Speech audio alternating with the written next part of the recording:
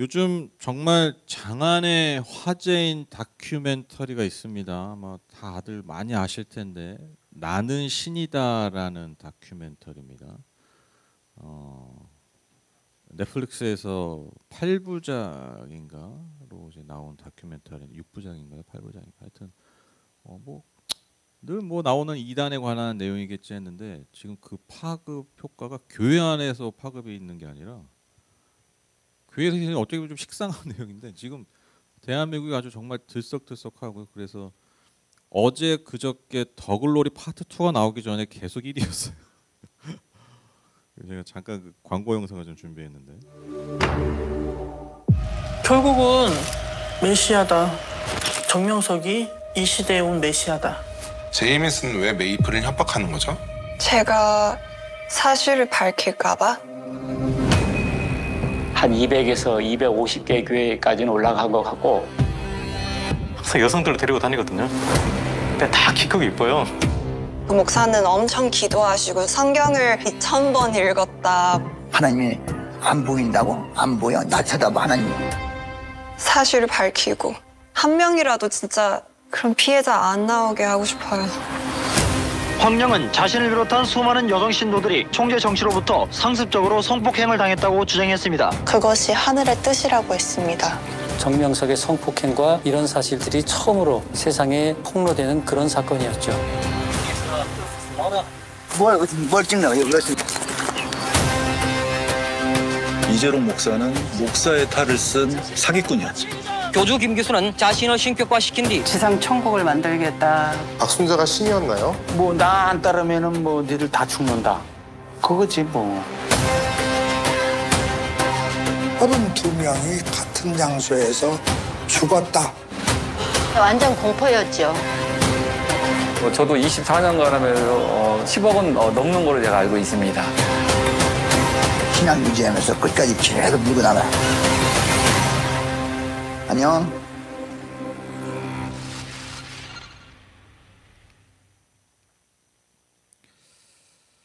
전 이게 나온다고 했을 때 그냥 뭐 또 뭐 다 아는 얘기잖아요. 뭐 대부분 다 아는 얘기고 해서 이제 뭐 그냥 나오나 보다 했는데 그 반응들이 사회적 반응이 이제 너무 뜨겁다 보니까 그래서 저도 제가 너무 이거 가볍게 생각했나? 너무 그냥 식상하게 생각했나? 그래서 저거 이제 주말을 이용해서 제가 다 보지는 않았고 이제 관심 있는 이제 JMS가 이제 제일 비중이 많이 다뤄져요. 거의 3편이나 되고 그다음에 이제 이재록 만민중앙교 이제 중간에 있는 이제 뭐 아가동산이나 오대양 사건은 그건 이제 너무 아주 뭐 굳이 영어로 얘기하면 아주 컬트적인 아주 이상한 더 뭐 진짜 너무 이상한 뭐 살인 뭐 집단 살인하고 뭐 이런 거니까 그건 이제 뭐 보지 않았는데 근데 제가 이제 그 뒤에 두 개를 이제 다 봤어요. 근데 이제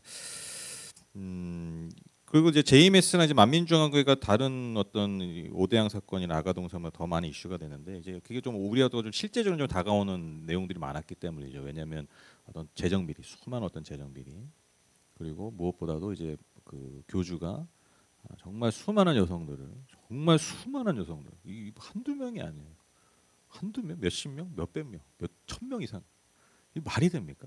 그런 어떤 여성들, 젊은 여성들을 그렇게 겁탈하고 그러니까 이제 너무 이제 사람들의 어떤 호기심을 자극할 만한 소재잖아요. 솔직히 말하면 꼭 종교적인 게 아니라 솔직히 말하면 그러다 보니까 이제 집중이 되고 이제 이목을 집중시킨 거죠. 근데 제가 이제 그 JMS랑 그 만민중앙교회 이재롱 목사의 어떤 그런 다큐멘터리를 보면서 제가 새삼 갖고 있었던 거지만 다시 한번 확인했던 어떤 이단들의 어떤 그런 특징들 그런 감상을 제가 있었는데 그게 뭐냐면 첫 번째로 그러니까 첫 번째 일단 딱 보면 무슨 생각이 드냐면 진짜 나쁜 놈들이다.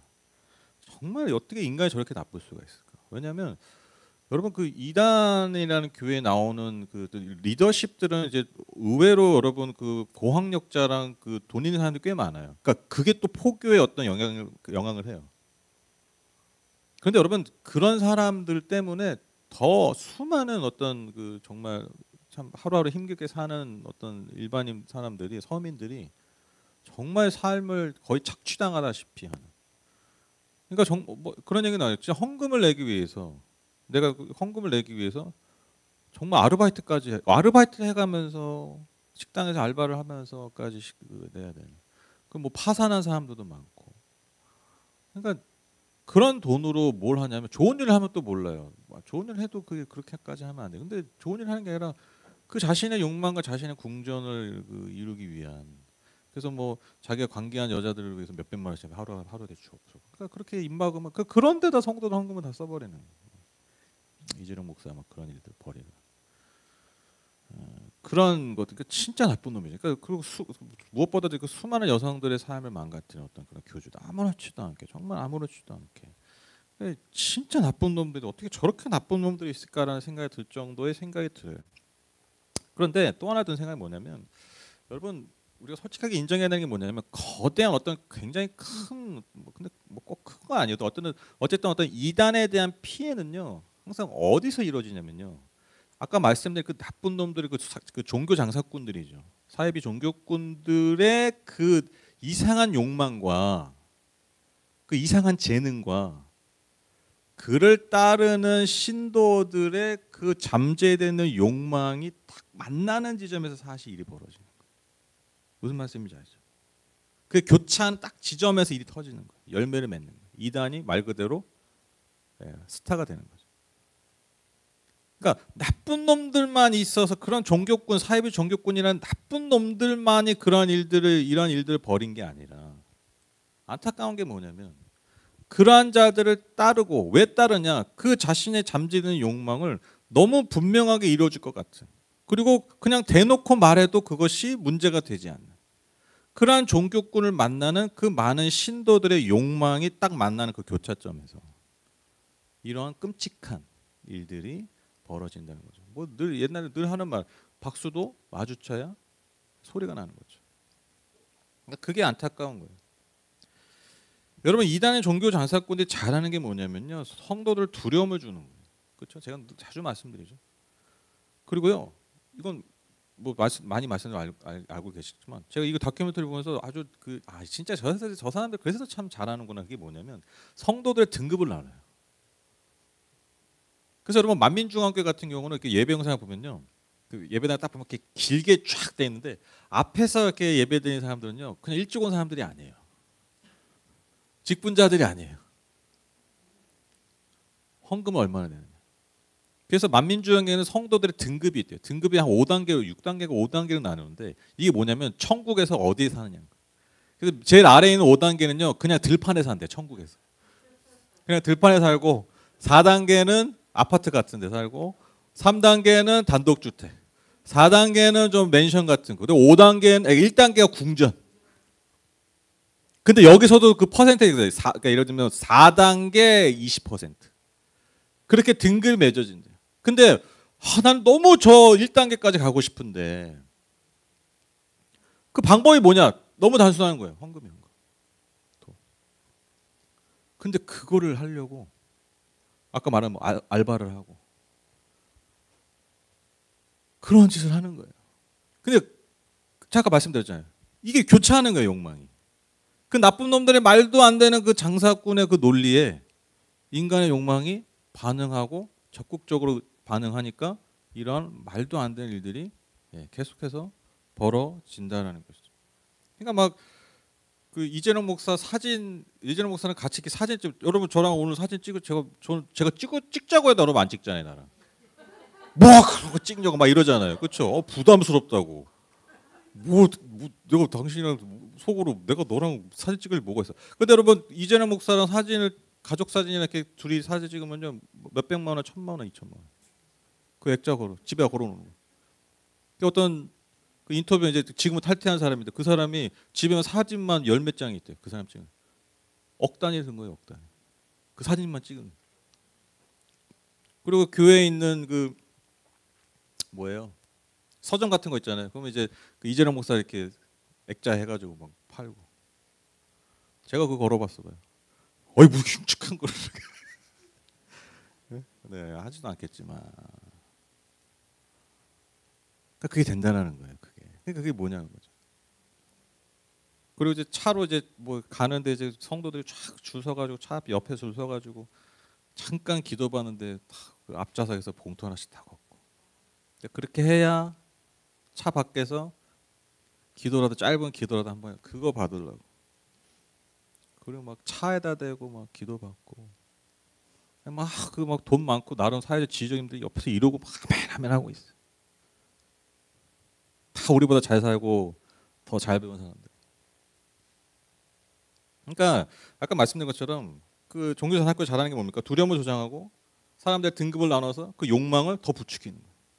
그러니까 결국 뭐냐? 이 땅에서 잘 복받고 잘 받고 그다음에 이 땅에서 화를 당하지 않으려는 그 인간의 기본적인 욕구 욕망이 있잖아요. 그거를 기가 막히게 건드리는 거예요.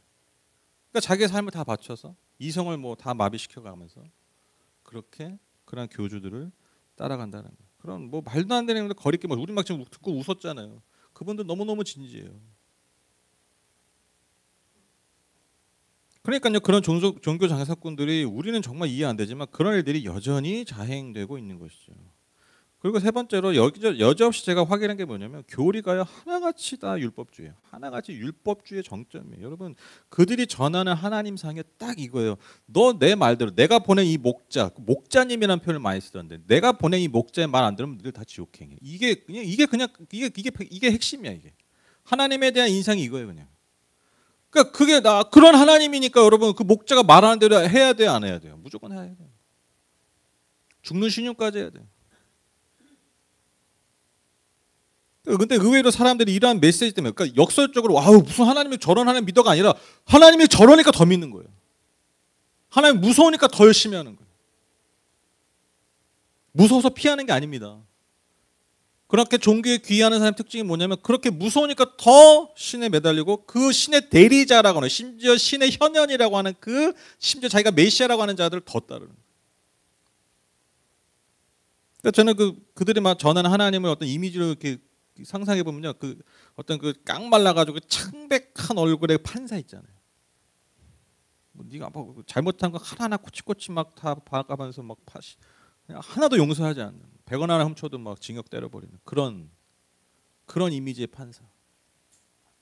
그런 판사 같은 하나님을 전하고 있다는 것이죠. 그러니까 여기도 이런 하나님인데 여러분 예수 그리스도가 예수고에서 십자가가 어떤 의미를 가지겠습니까? 아무 의미가 없어요. 십자가가 아무런 능력이 없어요. 아무런 의미가 없어요. 저 목자의 말을 듣고 순종하고 목자의 마음을 불편하지 않아야 내가 죄를 용서받고 구원받는 거예요. 이렇게 돌아가는 거예요. 십자가 아무 의미가 없죠. 예수님이 이 땅에 오셔가지고 독생자들 예수께서 이 땅에 오셔서 우리를 위해서 행하시는 것들이 아무 의미가 없어요. 지금 내 눈앞에 있는 저 목자의 말을 듣고 저 목자를 불편하지 않는 게 내 구원의 내 영생을 결정할 거예요.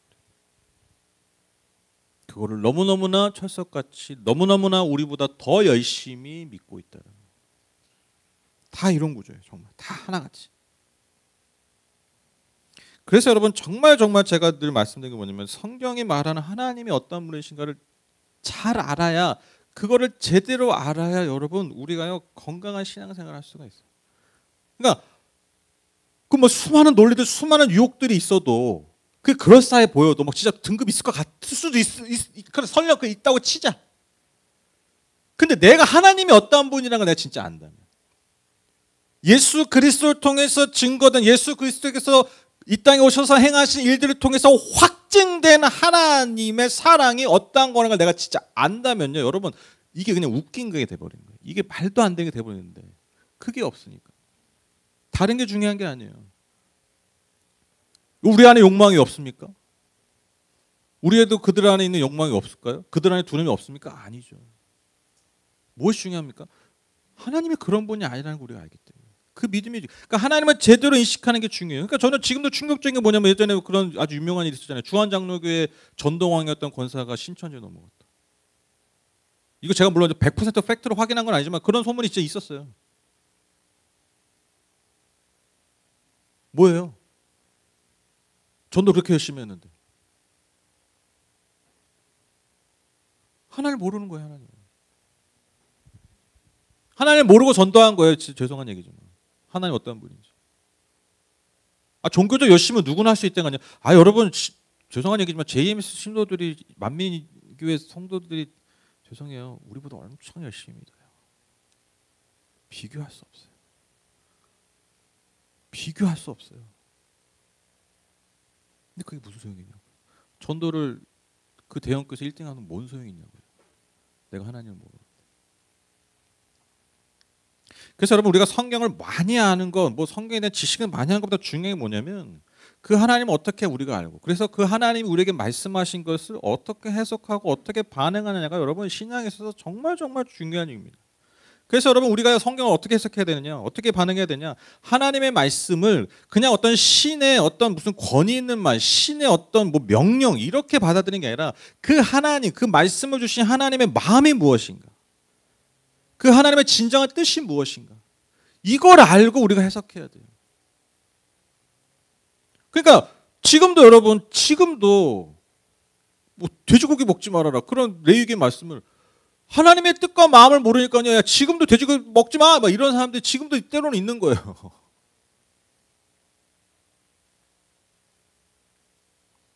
그러니까 여러분 사이비들이 그 종교 장사꾼들의 말씀 해석 보통 어떻게 하면 비유적으로 하잖아요. 그렇죠? 비유적으로. 그러니까 비유하다. 그러니까 막 비유라는 거는 이게 물론 예수님도 하나님도 비유로 말씀하시지만 이단들이 왜 하나같이 그게 다 비유라고 얘기하냐면 간단해요. 자기 마음대로 해석하려고 그러는 거예요. 내가 원하는 대로 해석하려고 하니까 여러분 비유라고 얘기하는 거예요. 그리고 왜 비유라고 얘기하냐면은 그 시대의 사람들의 기본적 욕망에 합당하게 그 욕구에 맞춰서 해석하기 너무 편하거든요. 그걸 건들기 위해. 그러니까 왜 이게 중요하냐면 하나님의 말씀이 하나님의 마음과 뜻이 담긴 언어로서 전달되는 게 아니라 인간의 욕망과 인간의 욕구에 반응하기 좋은 걸로 자기들이 재해석해서 전달되는 거예요. 그러니까요 넘어가는. 맞아. 그래서 은혜 받는다니까요. 이단들 말도 안 되는 것 같은데. 아까 제임에서 보셨죠? 그렇게 막 어눌하게 얘기하잖아요. 근데 이미 교리가 이미 다 훈련된 다음에 들으니까요. 그게 들린대요. 허투루 안 들리네. 우리는 저렇게 어눌하고 저렇게 말도 못하고 논리도 없고 진짜 헛소리만 하는 것 같은데 근데 이미 거의 반 세뇌가 된 상태에서만 저 교주의 말을 실제로 들을 수가 있대요.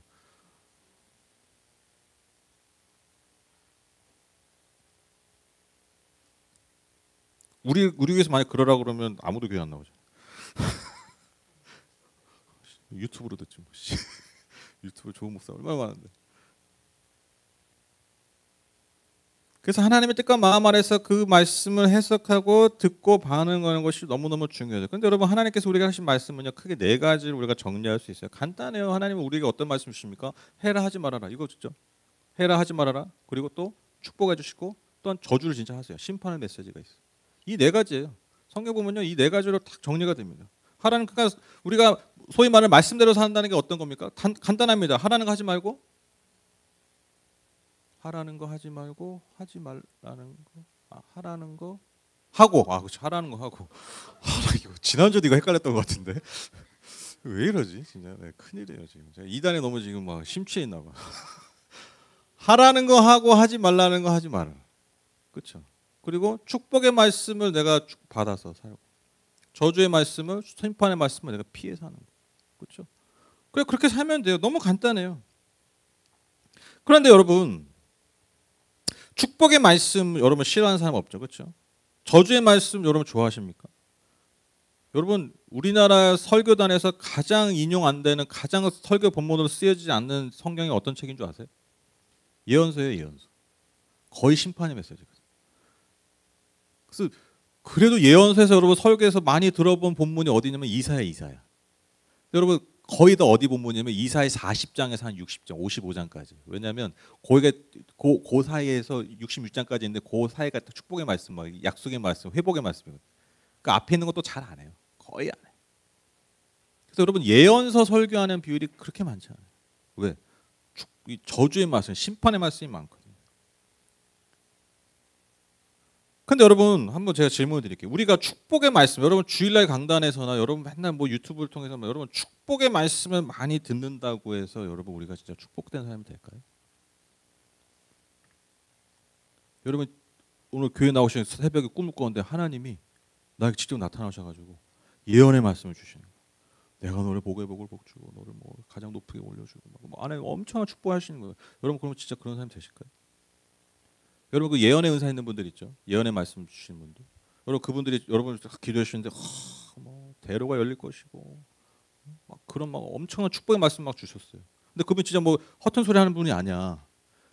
자, 여러분 그러면 진짜 그런 대로가 열리는 그런 사람이 되실까요? 되세요? 제 대답은 될 수도 있고 안 될 수도 있어요. 여러분 뒤집어 생각해 보죠. 여러분 반대로 맨날 내가 말씀만 피면 막 회개하라 천국에 가까운 날 이런 말씀만 눈에 들어오고 지는 밤 내 꿈에 주님 나타나셔가지고 빨리 회개하고 돌이켜라. 안 그러면 너희가 화가 임할지어다. 막 이런 말씀.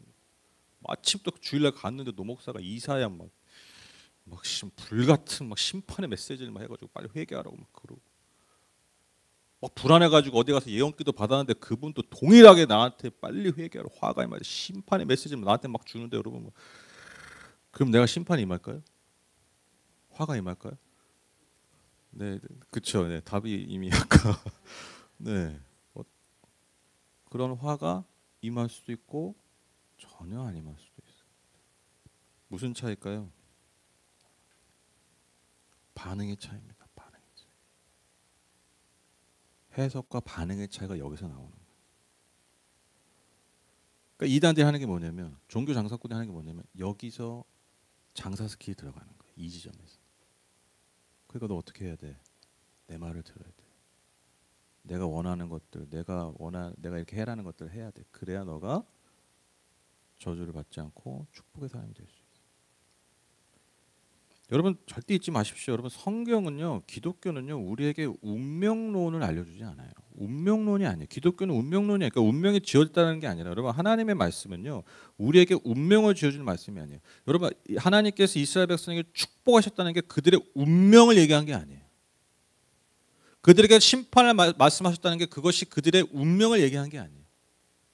축복의 말씀을 주셨다는 건요, 그들이 축복된 삶을 살아가는 방향과 그들의 삶의 동기, 그런 삶의 방향들을 알려주시는 거예요. 마찬가지입니다. 여러분 저주의 말씀, 심판의 말씀이 그들의 운명을 준 게 아니라 그 심판과 저주받을 수밖에 없는 그들의 삶을 돌이켜서 축복된 삶을 살기 위한 그 운명의 개척의 방법을 알려주시는 거예요. 운명을 스스로 하나님의 말씀을 통해서 만들어가게 하는 게 여러분 하나님의 말씀이에요.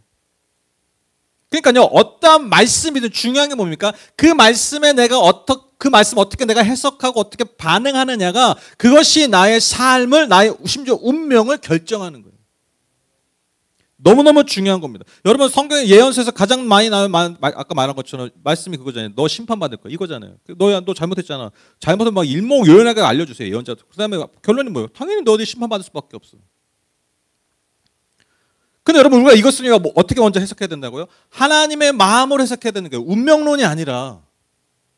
여러분 너무 상식적으로 생각해보세요. 왜 하나님께서 그토록 오랜 세월을 수백 년 동안 왜 예언자들을 보내셔서 심판의 메시지를 선포하셨을까요?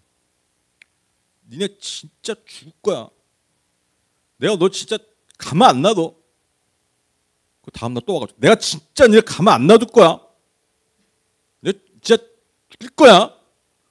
그 다음날 또 와가지고 내가 진짜 죄송해요. 뭐 이제 PTS도 올라오고 그러죠. 답답해지시죠? 이거를 수백 년 했다고 생각해 보세요. 누가? 하나님이 예언자들을 통해서.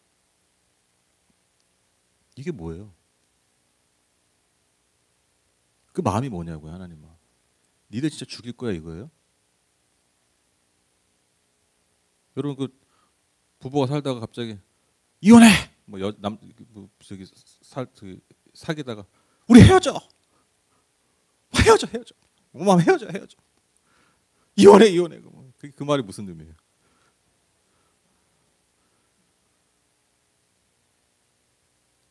그 내가 너무 싫은 거 하지 마. 너가 그럴 때마다 너무 고통스러워. 그게 마음이잖아요. 그렇죠? 그게 마음이잖아요. 마음.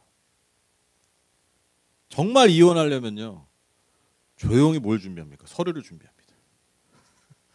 변호사를 준비하고 법적인 걸 준비하죠. 그래서 쓱 내밀지. 막 앞에다 대고 면전에 대고 이혼해 우리 헤어져. 이런 얘기 안 하죠. 여러분 왜 하나님이 그러셨을까요? 제발 돌아오라는 거예요. 오늘도 심판할 거야. 내일도 심판할 거야. 수십 년, 수백 년 그렇게 하신 이유가 뭐겠어요? 예언자를 통해서. 내가 오늘도 기다릴 거야.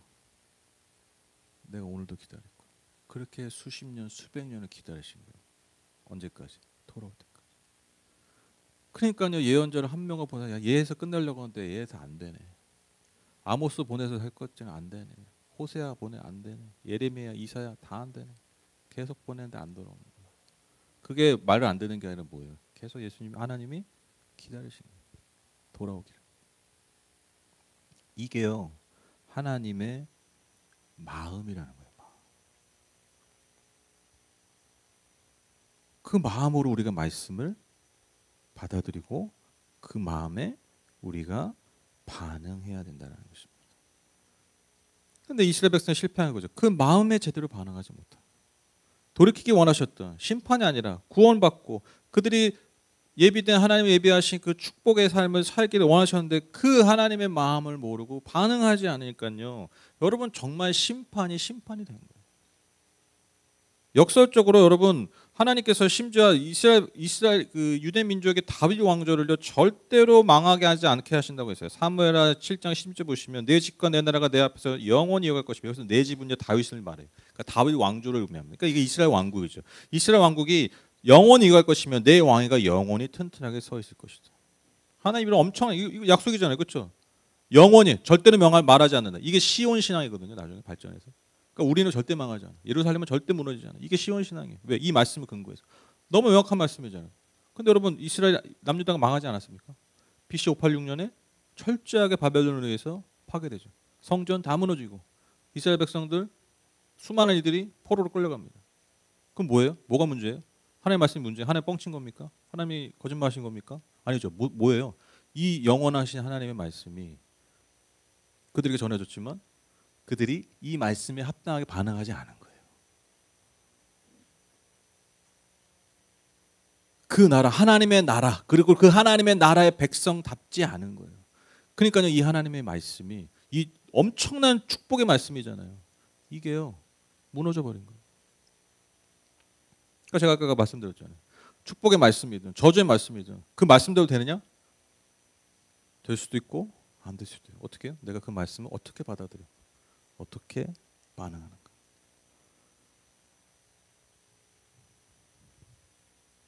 그래서 여러분 결론적으로 말씀드리면 하나님이 우리에게 하신 말씀이 크게 네 가지라고 했잖아요. 해라 하지 말아라. 축복의 말씀, 저주의 말씀. 근데 여러분 이 모든 말씀을요 한마디로 정리하면 이거예요. 내가 그럼에도 너희를 사랑한다라는 거예요.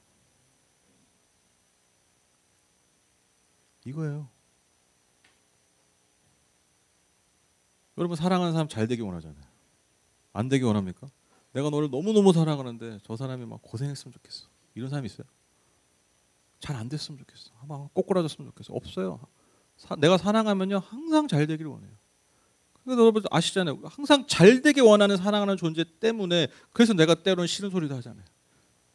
그렇죠?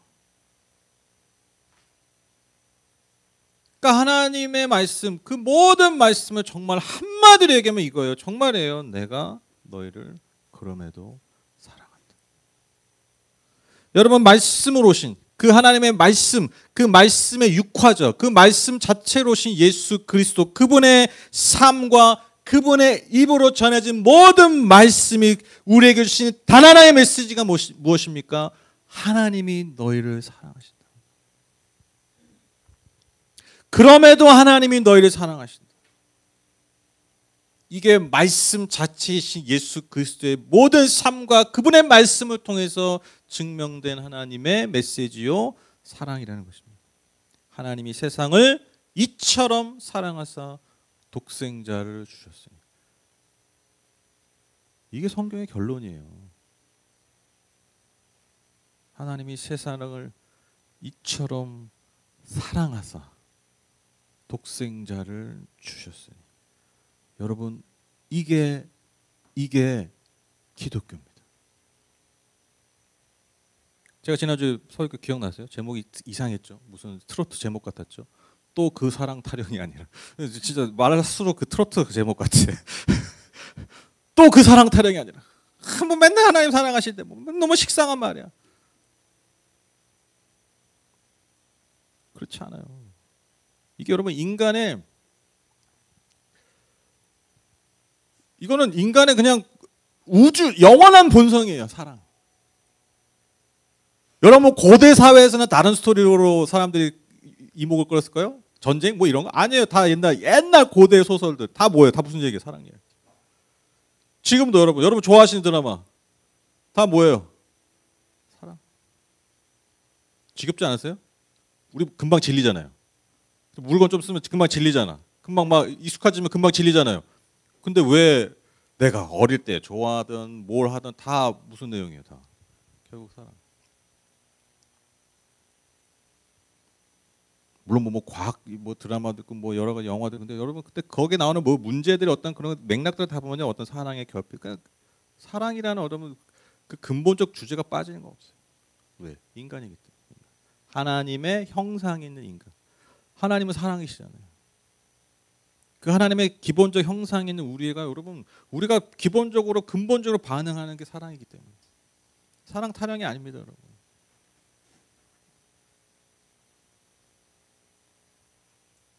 여러분 이 사랑이 우리에게 임할 때 우리에게 나타나는 현상이 무엇입니까? 오늘 본문 말씀이에요.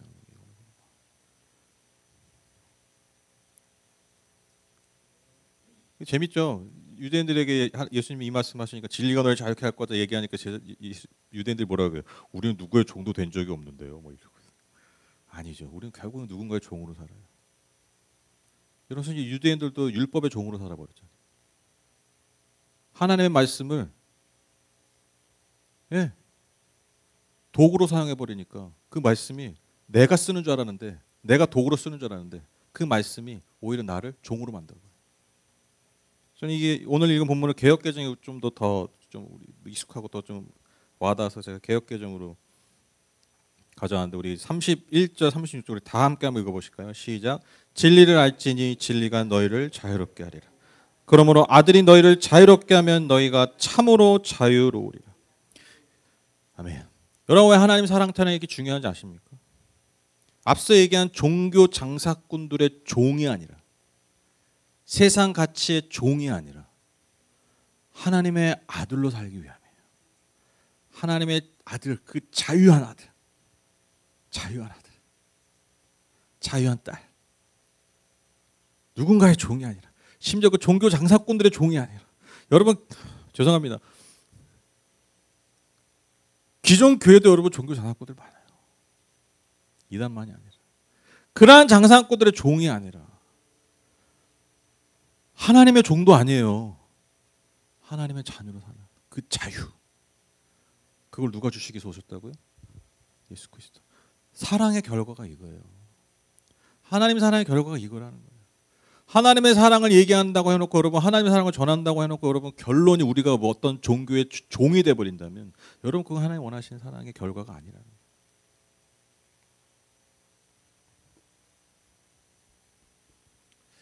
저도 솔직히 고백하 저도 목회자지만 고백하면 저도 그 유혹을 느낄 때가 있어요.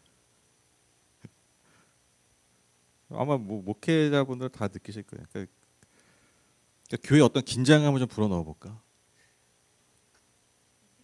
그러니까 긴장이 필요한 거 아닌가? 솔직하게 얘기하면 내가 너무 달콤한 것만 전하는 거 아닌가 혹시? 진짜로요. 제가 뭐 이렇게 약간 웃으면서 얘기하지만 저는 목회하면서 평생 이 고민이에요. 진짜로. 내가 너무 달달한 얘기만 하는 거 아닌가? 어떤 날 보면. 근데 이런 고민이 언제 드냐면요. 제가 뭘 얻고 싶어서 할 때가 아니에요. 제가 뭔가 여러분한테 뭐 인정을 받고 뭐가 필요해서가 아니라 교회가 위기가 있을 때 교회 존립의 위기가 있을 때 진짜 딱 그 생각이 드는 거야. 내가 너무 달달한 얘기만 했나? 교회를 너무 그냥 달달한 곳으로 만드는 진짜로요. 그래서 뭔가 교회 뭔가 메시지에 뭔가 우리의 그 잠재되어 있는 그런 것들을 깨워야 되나? 진짜 정직하게 얘기하는 거예요. 제가 솔직하게 말씀드려요. 진짜 이런 고민을 진짜 많이 했어요. 근데 그 고민을 언제 진짜 많이 하냐면 교회가 이러다 문 닫는 거 아니야? 몇 달 있으면 문 닫는 거 아니야? 이럴 때 진짜로요. 제가 진짜 우리 원로 목사님한테 제가 상담도 한 적이 있어요. 이게 필요한 거 아닐까요? 식사다 그런 얘기 나누기도 하고 솔직하게.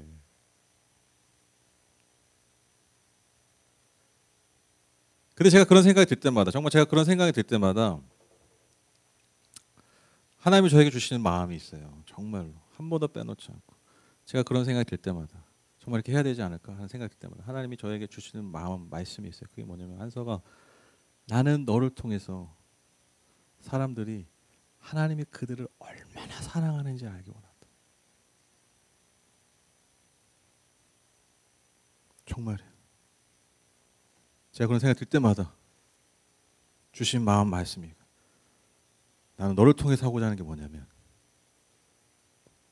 교회를 크게 하고 유지하고 이런 게 중요한 게 아니에요.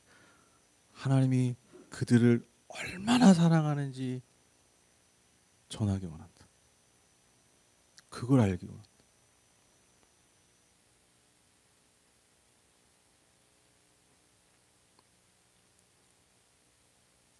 그거 내려놓는 거죠. 아, 제가 사면 잘합니다. 제가 뭐 입 터는 건 잘하잖아요.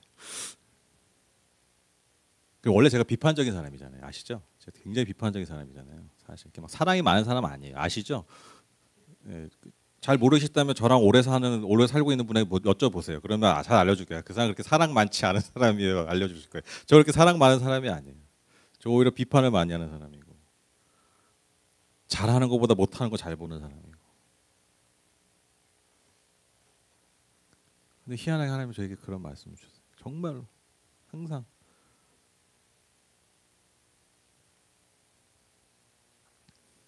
그러니까 여러분 역설적이게도요. 제가 약간 그런 말씀이에요. 교회가 이러다가 존재할 수 있을까라는 것 때문에 그런 고민을 하는데 여러분 만약에 제가 근데 그렇게 하면요. 역설적이죠. 그러면 교회 존재 이유가 없는 거잖아요. 그렇죠? 그런 교회가 돼버리면 그렇게 해서 그렇게 해서 굴러가는 교회가 돼버리면 그건 하나님이 우리 땅에 교회를 세우신 이유가 아니죠. 우리를 자유케 하시고 우리를 하나님의 자녀로 살게 하시고 그 사랑 안에 살게 하는 그런 존재 이유가 없는 그러니까 너무 역설적인 표현인 거예요. 나는 교회를 존립을 위해서 그런 고민을 하는데 아니. 그래서 여러분 제가 뭐 예를 들면 설교 여러 가지 주제가 있잖아요. 말씀이 여러 가지 주제고 예배 여러 가지 주제가 있잖아요. 그런데 뭐 예를 들면 뭐 진짜 뭐 위로가 되는 그런 주가 있을 수 있고 뭐 사명에 관한 설교가 있을 수도 있고 정말 우리가 회개에 대한 설교가 있을 수도 있고 뭐 그런 제 메시지를 이렇게 다양하게 전하지 않습니까? 근데 제가 어떠한 메시지든 여러분 제가 항상 제 마음에 품고 기도하는 게 뭔지 아세요? 하나님 이걸 통해서 우리가 하나님 얼마나 사랑하시는지 알게 해주세요. 사명도 우리가 여러분 저는요 이 북한 비전 센터 나중에 우리가 저는 질이라 진짜 믿는데 뭐 안 믿으면 제가 북한 가서 제가 독도 나르고 할 거니까. 저는요 이 센터가 우리의 종교적 욕망으로 세워지지 않기 원해요. 무슨 말씀인지 아시죠? 우리의 종교적 우리의 삶의 욕망의 그 교차점에서 여러분 이 센터가 지어지지 않기를 원해요. 그게 우리 완구에 지어진다 여러분 그게 무슨 의미가 있겠습니까? 저 센터가 어떻게 지어져야 됩니까? 하나님이 우리를 얼마나 사랑하시지 않은 자들을 통해서 세워지는 거예요. 그래야 저 센터가 의미 있는 거 아니겠습니까? 그렇죠? 이걸 지어야 복을 받고 이걸 지어야 우리의 자녀들이 잘 되고 그건 옵션이죠. 안 된다는 게 아니라 제가 얘기했잖아요. 될 수도 있고 안 될 수도 있다. 그 옵션이에요. 옵션. 하나님 주신 열매예요. 그게 아니라 여러분 우리가 왜 저 센터를 짓습니까? 왜 저것이 우리의 사명입니까? 하나님 우리를 얼마나 사랑하시는지 우리가 알기 때문에. 그게 우리의 동력이죠. 그게 우리의 삶의 이유 아니겠습니까? 제가 어떤 설교에도 마음은 항상 동일해요. 제가 오늘 우리 아이들한테도 항상 동일한 마음으로 제가 항상 아이들의 예배 전에 설교 기도할 때 항상 하는 얘기 하나님 오늘 예배를 통해서 우리 아이들에게 하나님 얼마나 이 아이들을 사랑하는지 하나 알려주세요. 달달한 얘기가 아니라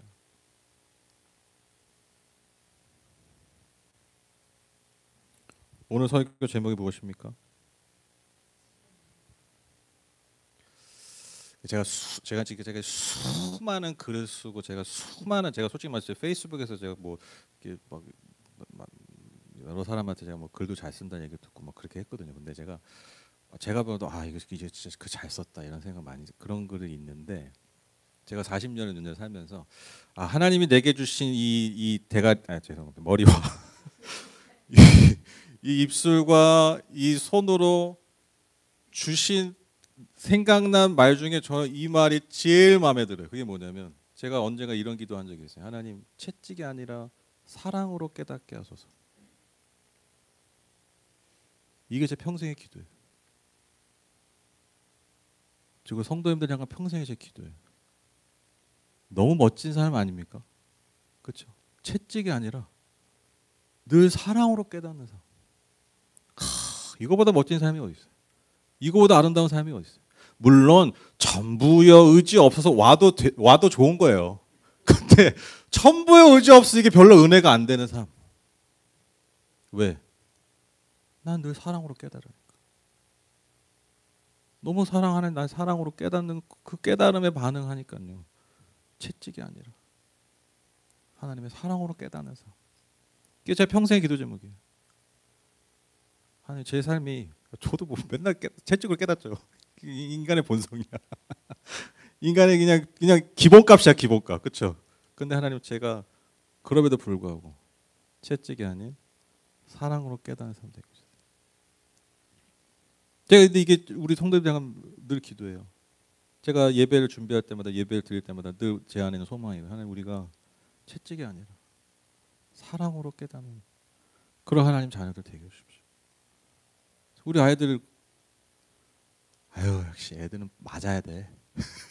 맞아야 말을 들어. 이게 옛날 기본값이잖아요. 지금도 사실 기본값이죠. 근데 여러분, 진짜 아름다운 삶이 어떤 삶이에요? 사랑으로 깨닫는 삶이죠. 우리 하늘복교회가, 우리 하늘복교회 모든 성도님들이 채찍이 아닌 사랑으로 깨닫는 그런 하나님의 참 자유한 자녀들, 참 복된 자녀들 다 되시기를 주님의 이름으로 축복합니다. 같이 기도하시겠습니다.